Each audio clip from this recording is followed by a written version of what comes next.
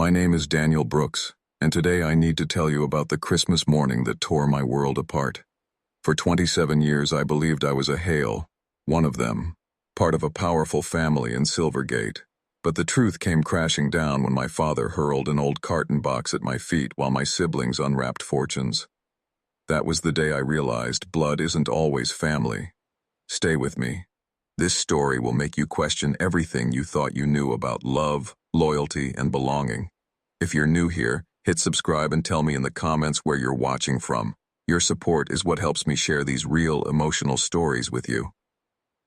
I work as a social studies teacher at Carter High School in Fairhaven, Montana, about a 45-minute drive from the family's Silvergate estate. My daily routine is ordinary by most standards. Wake up in a small one-bedroom apartment, drink coffee from the ceramic cup I've kept since college, and drive my 2019 mid-size sedan to a job I truly care about. My students see me as someone who guides them, but to the Hales, I am a disappointment. To understand why, you need to know who the Hales are.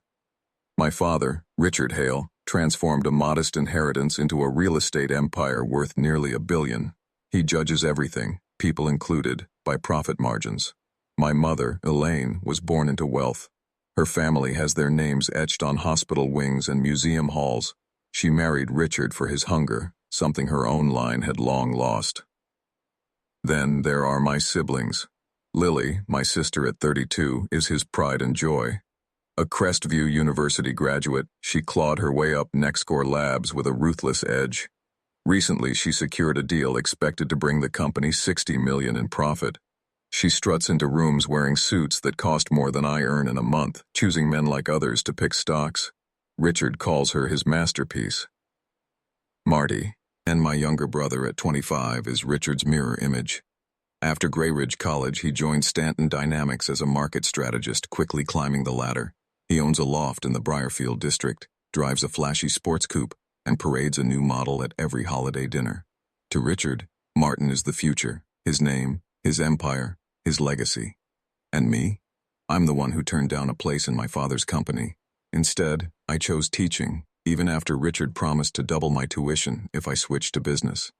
At family gatherings, I'm introduced as our other son, he teaches, the phrase delivered with the same weight people use when announcing bad news. I'd always known I was different. While Lily memorized stock tickers and Martin mimicked boardroom battles, I got lost in history books and scribbled stories about time travelers. In Richard's office, they asked about growth charts. I asked why his secretary looked so worn out and whether she ever got time off. Richard called me weak. Elaine said I was soft-hearted. Neither term was meant kindly in the Hale household. That holiday began like the others. On December 24th, I pulled into the Silvergate driveway, instructed to hide my car behind the garage so no one saw it. The estate was staged like a set from a luxury department store display. Riverbend decorators had filled every corner with lights and wreaths, and a towering spruce gleamed in the front window. The Hales didn't celebrate Christmas, they performed it. Inside, the atmosphere felt less like family and more like a courtroom. Richard stood in the foyer with a polished glass of whiskey, giving me that measuring glance as though I were a weak investment. "Daniel," he said. "Never son, unless guests were listening. I see you're still driving that sedan." "It runs well," I answered, my usual line. "Lily just leased a luxury SUV," he replied, as if my choice insulted the family name. That was how every exchange went. Constant comparisons, endless reminders of my place at the bottom. To them, teaching was mediocre. My small apartment was shameful. When my girlfriend left 2 years ago, Richard sneered, "Wise move. She knew you'd never rise." Still, I kept showing up, every holiday, every birthday, clinging to the hope that one day I'd matter. But that year, I should have seen the storm building. The carton box he flung wasn't just another jab. It was the beginning of the truth unraveling after 27 years of lies.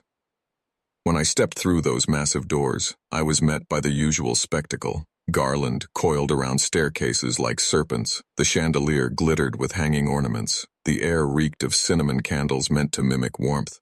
Staff, not family, handled the rest. Elaine approached in her flawless cashmere dress, her hair salon perfect. She pressed an air kiss near my cheek, careful not to touch. "Daniel, dear, you look worn. she remarked. End of semester grading, I replied. She smiled with icy polish. I can't imagine the tedium. All those papers are filled with the same mistakes. Her words cut like they always did, but I ignored them. I didn't realize that behind all the glitter and staged perfection, my life was about to be shattered. Martin wandered in from the living room, his tie loose, voice louder than it needed to be, clearly already a few drinks in. Well, brother, he said with a curling grin, still saving the world one lesson at a time? Or did you finally admit the Boston Tea Party isn't life or death? I should have kept quiet, but pride slipped out. One of my students just got into Grey Ridge University because of a recommendation letter I wrote. From behind me, Richard's voice thundered. Grey Ridge? Decent enough, but Martin turned them down for Grey Ridge College, not the kind of connections our family requires. It was how it always went. Any victory of mine shrank the second it hit their ears. We soon moved to the dining room where Mrs. Langley, the housekeeper, had outdone herself, preparing food for 20, though only 5 of us would sit. Richard carved into his prime rib with ruthless precision and barked orders like it was a board meeting. Lily, tell Daniel about your latest triumph. Lily leaned forward, cool and confident, describing how she'd boxed out 3 competitors at NextCore Labs, used a contract inside the National Health Board, and locked down exclusive rights to a new arthritis drug. 60 million projected in the first quarter alone. She dabbed her lips with her napkin and smiled. They're considering me for youngest VP in company history. Elaine glowed with pride. Didn't you say the Silvergate coastal villa next to the Harpers was on the market, Richard? Perfect for her. Already handled, he replied smoothly. Then he turned to Martin. Your turn. Martin grinned, the same grin he'd used since we were kids when he'd set me up for failure. Closed a deal yesterday, 45 million. The owner never saw it coming. He'll lose his house, probably his boat. The best part? His kid's in one of my classes at Stanton. No idea his father's company is gone. They laughed at the wreckage. I stared at my plate, appetite gone. Daniel's awfully quiet, Richard said, watching me. No tales from the classroom? No teenager rescued by your deep thoughts on the War of 1812? I'm teaching them to think, I muttered. To question sources, see that history is written by victors, to realize the truth isn't always what the textbook says. Critical thinking, Richard repeated, as if spitting out something rotten. That's what teachers say when they can't offer real value. Public education is collapsing because of people like you. I teach at a private school, I reminded him. Barely counts as private with what they pay, he shot back. The rest of dinner was more of the same. Comparisons, dismissals, reminders of where I stood. By the time Mrs. Langley set down an untouched chocolate souffle, I was only counting the hours until I could leave. That night, lying in the room that had once been mine but was now staged as a guest room, I stared at the ceiling and wondered why I kept returning to this circus. The answer came the next morning. Christmas morning was perfection by Richard's definition. Everyone in the living room by 9 sharp, business casual, no excuses.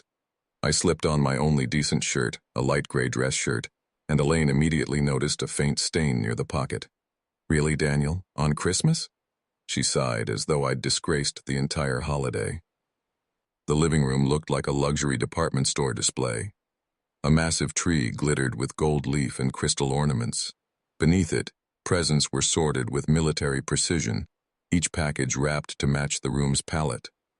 No doubt Richard's assistant had labored for days arranging it all. Sit, Richard commanded, lounging in his burgundy smoking jacket, his so-called tradition, though it was barely 3 years old. He raised a polished glass of whiskey, though it wasn't even 9:30. This family has expanded its holdings, grown its influence, and maintained the Hale reputation for excellence this year. He paused, his gaze lingering on me long enough to sting. Well, most of us have. Then his face softened as he turned to Lily, for my star performer. He handed her a silver box tied with a red bow. She opened it with grace, gasping at the luxury car key fob inside. Burgundy exterior, cream interior, fully loaded, Richard said proudly. It's in the driveway, $190,000 of craftsmanship for the daughter who carries our name forward. Lily squealed and wrapped her arms around him. He pulled her close in a real embrace, nothing like the hollow gestures he'd ever given me. "And now, Martin," Richard said, pulling a heavy cream envelope from his pocket. The expensive paper alone told me it wasn't ordinary. Martin slid out the document, and his jaw dropped. The deed to the Monta estate. 13 million, waterfront, 7 bedrooms, private beach. You've earned it, son. A true Hale builds a portfolio. Martin gripped his hand, then pulled him into a sharp half-hug. This is unbelievable. Everyone at the firm will lose their minds. That's the point, Richard said with a satisfied smirk. Show them what real success looks like. And then his eyes shifted toward me. That's the point, Richard said with a rare smile. Show the world what winning looks like. Then his expression hardened as he turned toward me. The warmth vanished like a light switched off. From behind the tree he pulled out an old carton box taped along one corner, the kind that might have held sneakers decades ago. Instead of handing it to me as he had my siblings, he tossed it. The box hit the floor with a hollow thud. Your turn, Daniel, he said, his tone frosted. Though honestly, failures don't earn real gifts. Silence gripped the room. Even Martin, usually eager to mock, looked uneasy. Elaine tightened her grip on her cup, eyes fixed on the polished surface. Richard, she whispered, it's Christmas morning. What? He snapped. Should I pretend he's someone he's not? A social studies teacher making $42,000 a year, driving that embarrassment of a car? He's nothing but a Hale in name. My hands quivered as I lifted the box. Inside, wrapped in worn tissue, was a faded family photo. An infant, maybe 7 months old, smiled with dark hair and bright eyes. A man with calloused hands wore a work shirt stitched with the name Miguel. Beside him, a woman in a nursing uniform held the child close. Her tired smile, her nose, her crooked grin, they matched mine. Who are they? I asked, my voice barely steady. Richard sipped his whiskey. Turn it over. On the back, scrawled in his harsh handwriting, your real parents didn't want you either. The photo shook in my hands. The room tilted. I gripped the armchair just to keep upright. It all made sense. Every dismissal, every comparison, every hollow stare. You knew, I whispered, staring at Elaine. Both of you knew. She avoided my eyes, staring into her coffee. We planned to tell you at 18, but then, college, timing, life, timing. My voice rose. 27 years and it was never right? Richard shrugged like it was nothing. What would it have changed? We gave you private schools, tutors, tuition, a name that opens doors. We pulled you out of poverty. I raised the photo. These people, tell me everything. His jaw tightened. Miguel and Sofia Alvarez, immigrants from Central America. He worked construction, fell from scaffolding when you were 2 months old. No insurance, no savings. She cleaned rooms at the Ocean View Inn, couldn't afford to keep you. For once, Lily spoke, her voice soft. Dad, this is cruel, even for you. Cruel? Richard barked. We saved him. Sophia was being deported. No money, no papers. We closed the adoption, gave her cash to disappear, and gave him a life. Where is she now? I demanded. How would I know? Richard sneered. Probably back in Central America. We never looked back.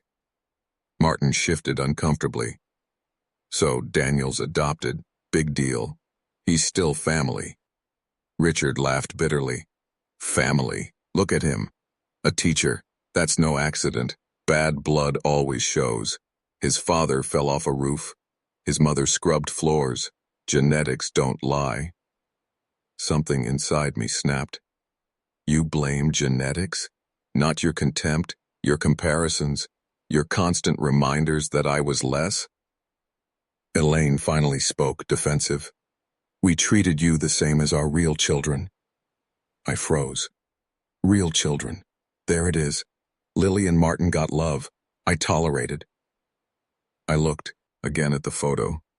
Miguel's smile was proud, Sophia's eyes were weary but kind. They looked poor, but they looked like they loved their baby. "Sit down," Richard ordered. "Stop this drama. We're still your family." "No," I said firmly. "You didn't save me. You bought me. Like a property you expected returns from, and I'm done." I turned toward the door, clutching the photo. His voice followed me. "Where do you think you're going? If you walk out, don't come back. No holidays, no inheritance, nothing." I laughed, not bitter, just free. "Then it looks like I finally got the best gift you ever gave me." "Inheritance?" I scoffed. "You've never planned to leave me anything. Family dinners? More like monthly rituals of humiliation, holidays, just excuses to throw scraps my way while you crowned them with millions." I looked at Lily and Martin. The saddest part? I still loved you both. I believed we were siblings, but I was only the project your parents paraded as generosity. Before Lily could speak, I walked out. Richard's final words followed me. "Let him leave. He'll beg to return." But I knew better. For the first time in 27 years, I was walking toward where I truly belonged. 4 months of searching drained my savings. I'd hired Victor Chang, a private investigator who handled immigration cases, dead end after dead end, until he found a trace. Sofia Alvarez, back in the U.S. legally since 2009 through a healthcare visa program. That trail led me to Unit 3A of a peeling apartment block in Eastwood City. Laundry swayed from balconies. Children's laughter spilled through thin walls. My hands quivered as I knocked. The door opened. There she was, older now, streaks of gray in her hair, dressed in a nursing uniform. But her eyes, they were my eyes. "Yes?" she asked softly, then froze, her hand pressed to her chest. "Dios mío. Sofia Alvarez?" My voice cracked. Her lips bled. "Daniel?" It was barely a whisper. "My baby. Is it really you?" She pulled me into her arms before I could answer. Her tears dampened my shoulder, words tumbling out in rapid Spanish I couldn't fully grasp, but felt in my bones. Come in," she urged. The apartment was modest but spotless, filled with candles, crocheted lace, and dozens of photos. "Elena, Javier, ven aquí ahora." 2 young adults stepped out.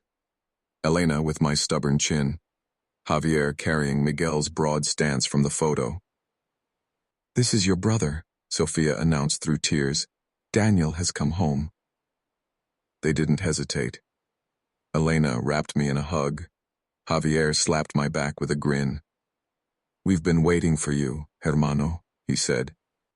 "Mama never stopped talking about you," Elena added. "Every birthday she lights a candle. Every Christmas she sets a plate for you." Sofia clutched my hands. "Tell me, the Hales, they treated you well?" I wanted to lie, but I couldn't. "They gave me schools and money, but never love. I only found out I was adopted 3 months ago, when they threw it at me like a weapon." Her face broke. "Perdóname, mijo. I thought I was giving you a future. After Miguel died, I had nothing, no papers, no work, no food for you. Their lawyer promised you'd have everything. Why didn't you ever try to find me?" I asked. Tears filled her eyes. "The adoption was sealed. Then ICE came. I was deported before you turned 1. 6 years it took me to return legally. Training, English classes, visas. By then the court said it was irreversible." Javier brought out a small box. Inside were photographs I'd never seen. Miguel on job sites, Sofia glowing while pregnant, and me as a baby at a park picnic.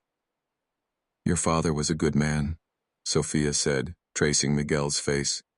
"He worked 3 jobs, saving for your crib. The night he fell, he was working overtime." For 2 hours she told me stories. Miguel crying when I was born, singing off-key lullabies, writing letters, for my future that vanished when she was deported.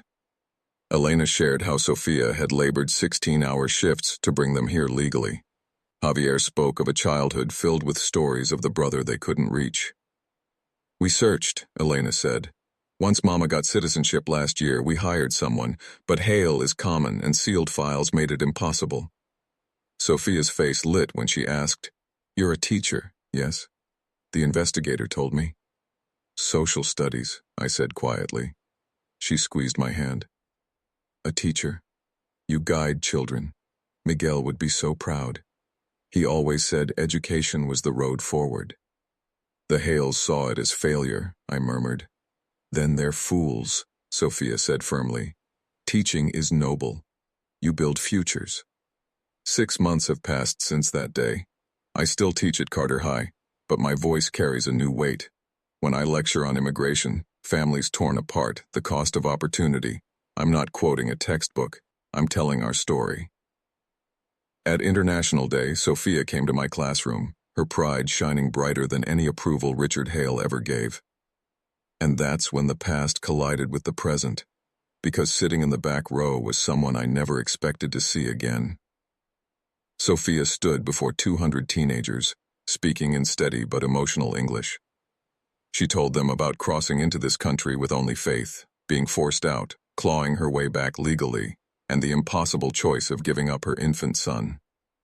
When she finished with the miracle of finding me again, half the room was in tears, including me. From that day forward, my students looked at me differently. I wasn't just another teacher at Carter High anymore. To them, I was living proof that history is more than dates. It's people carrying wounds, making sacrifices, and surviving choices no one should have to make. Sunday dinners at Sophia's apartment have replaced the staged banquets of the Silvergate estate. The table barely fits, the folding chairs wobble, the kitchen overheats with everyone talking at once.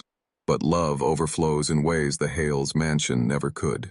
Lucia Alvarez, Elena's little girl, runs to me shouting, "Tio Daniel." Javier spends weekends teaching me engines, reminding me of Miguel's old saying, "Every Alvarez man must know his way under a hood." Months later, Martin reached out first. We met at a local coffee shop, neutral ground. He stirred his drink like he couldn't find words. "I never realized how bad it was," he admitted. "Dad, Richard, he went too far, talking about genetics, throwing that box. It wasn't just cruel, it was wrong." "It wasn't only that day," I said. "It was a lifetime of reminders that I'd never measure up." "I know." His voice cracked. "We chased his approval until we became him. I don't want to stay that way." We trade texts now. He's still swimming in Wall Street money, but something has shifted. Last week he asked if any of my students needed scholarship help, small but real. Lily's turn came later. She mailed me a handwritten note. "You were always the bravest of us. I only wish I'd seen it sooner." When we met for lunch, she seemed smaller, humbled. "Do you know what it feels like?" she asked. "To realize your whole life was spent trying to impress a man who couldn't love anyone?" "Yes," I told her. "I know exactly what that feels like." Elaine surprised me with a package. No letter, just all the childhood photos removed from the Hale albums, birthday candles, school plays, Christmas mornings, pictures they erased once they decided I was never really theirs. I sat with Sophia and showed her each one. She cried seeing the boy she had lost growing up in someone else's house. Richard never called. Preston says he tells people I had a breakdown. That teaching finally broke me. In his story, I vanished, a defective page ripped from the family record. Fitting, I suppose. He never considered me part of it anyway. On my 30th birthday, Sophia handed me the gift she'd saved for months to restore. A faded photo, now sharp again. Miguel holding me as a newborn in front of the construction site of a children's hospital. On the back, she'd written Miguel's promise. "My son will have everything I cannot give him. But first, he will have all I can. My love, my hope, my belief, he can be anything." For the first time, I understood. That Christmas morning hadn't shattered me. It freed me. Richard's cruelty, meant to strip me bare, had instead uncovered the truth. I was never unwanted. Miguel died building my future. Sophia worked herself raw to keep my siblings safe. They hadn't abandoned me. They loved me enough to let go when they had no choice. A real family isn't measured by inheritance or empire. It's Elena and Javier embracing me without hesitation. It's Sophia leaving a place at the table for me year after year. It's a cramped apartment glowing with laughter, worth more than acres of manicured lawns drenched in judgment. I was never a Hale. I was always an Alvarez. It just took an old carton box of cruelty to lead me home. If this story touched something in you, if you've ever wondered about your place in your family or fought to find where you belong, share your story in the comments. Tap the like button if it moved you, and subscribe for more true stories of resilience and discovery. Remember this: family isn't defined by wealth or last names. It's defined by who stays, who chooses you, and who loves you without conditions.